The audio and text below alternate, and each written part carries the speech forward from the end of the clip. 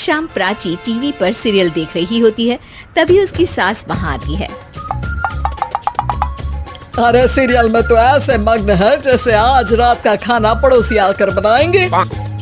मुझे पता ही नहीं था आपने अपने बेटे की शादी पड़ोस में भी की हुई है। हैं? मतलब? मतलब इस घर में सारा काम बहू ही करती है, आप तो सिर्फ खर्राटे मारती हैं। अच्छा जी, फिलहाल तो तुम आराम फरमा रही हो, चलो जाओ, ये मेरे टीवी देखने का समय है। आहा, इसीलिए मुझे भगाया जा रहा है। सॉरी, अब तो बिल्कुल नहीं जाऊंगी। प्राची की इस बात पर दोनों सास बहू के बीच टीवी रिमोट के पीछे बच्चों जैसे छीना झपटी शुरू हो जाती है, जिसके बीच श्लोक भी काम से घर वापस आ जाता है। आज मेरी चूहे बिल्ली की जोड़ी किस बात पर झगड़ रही है? अरे तेरे बीवी मुझे टीवी ही नहीं देखने दे रही। अरे तुम्हारी मम्मी मुझे खाना बनाने के लिए फोर्स कर रही है।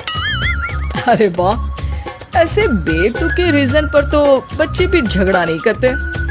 अरे मुझे कुछ मत बोल, सब इसने ही शुरू किया है। हाँ हाँ, जैसे आप तो बहुत दूध की धूली है ना। अरे बस दोनों चुप। प्राची जाओ, खाने की तैयारी करो। और माँ तुम छोड़ो, तुम्हें क्या बोलूं, शांति से अपना सीरियल देखो, मुझे दोबारा लड़ने की आवाज सुनाई नहीं देनी चाहिए। ऐसा बोलकर श्लोक वहाँ से चला जाता है, जिसके पीछे पीछे प्राची भी कुछ न कुछ बड़बड़ाते हुए रसोई में चली जाती है। हाँ हाँ, सासू जी को तो कुछ बोलेंगे ही नहीं, बस मुझ पर ही हुक्म चलता है, खाना बनाओ, जैसे मैं इनके घर में खाना बनाने के लिए आई हूँ। इसी तरह शाम बीतती है और रात को श्लोक और प्राची की सास खाना खाकर सोने चले जाते हैं, लेकिन प्राची गुस्से में कुछ खाए बिना काम में ही लगी रहती है। इस घर में किसी को घंटा फिक्र नहीं पड़ता, मैं खाऊं या भूखी रहूं। प्राची कुछ देर के लिए रसोई से बाहर जाती है और जैसे ही वापस आती है तो वहाँ दूध का भरा ग्लास देखकर हैरान रह जाती है। फिक्र पूरी है, बस दिखाना नहीं है।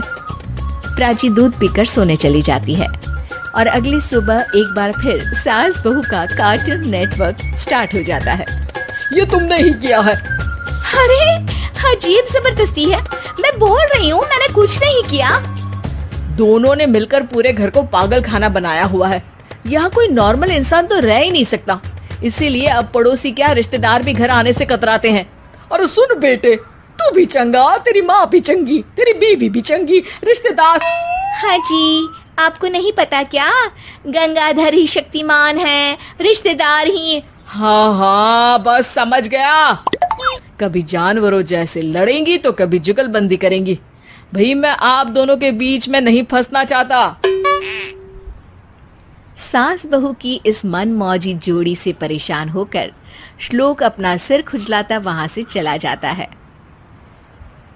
चलो अब मैं भी कीर्तन में जा रही हूँ। इस पर जैसे ही सास कमरे में अपना पर्स लेने जाती है तो वहां नाश्ते की प्लेट रखी देख मुस्कुराने लगती है और नाश्ता करके घर से बाहर निकलते हुए कुछ पैसे टेबल पर रख जाती है, जिसके कुछ देर बाद सिलेंडर वाला घर आता है। ओ मुरी मैया, मैं सिलेंडर के बारे में तो बिल्कुल भूल ही गई थी। घर खर्च के सारे पैसे भी मम्मी के पास है और श्लोक से बोला तो उल्टा 4 बात सुनाएंगे। प्राची ये सोच ही रही होती है कि अचानक उसका चेहरा चमक उठता है और वो घर में आकर इधर उधर देखने लगती है। तभी उसकी नजर टेबल पर रखे पैसों पर पड़ती है, जिन्हें वो सिलेंडर वाले को दे देती है। ये सब श्लोक देख लेता है। अच्छा बेटे, इतना बड़ा घोटाला, सबके सामने मैं तेरी दुश्मन और पीठ पीछे तेरी मेरी यारी। इस पर श्लोक एक प्लान बनाता है और शाम को सब एक साथ बैठे होने पर बोलने लगता है। माँ, तुम दोनों की बहुत लड़ाई होती है, इसलिए मैं सोच रहा हूँ कि प्राची को उसके घर छोड़ाऊं, इससे वो भी खुश रहेगी और तुम भी। अचानक श्लोक की ये बात सुनकर सास बहू शौक से उसकी तरफ देखती है। अरे ऐसे कैसे घर छोड़ाओगे, मुझे कहीं नहीं जाना। अरे तुमने बोला नहीं पर मैंने सुन लिया, तुम्हें मम्मी के साथ रहना अच्छा नहीं लगता, मुझे पता है। अरे वो अरे, जब बहू खुद कुछ काम बोले तो वो तुझे सुनता नहीं, और अब जो इसने बोला ही नहीं वो तू समझ गया।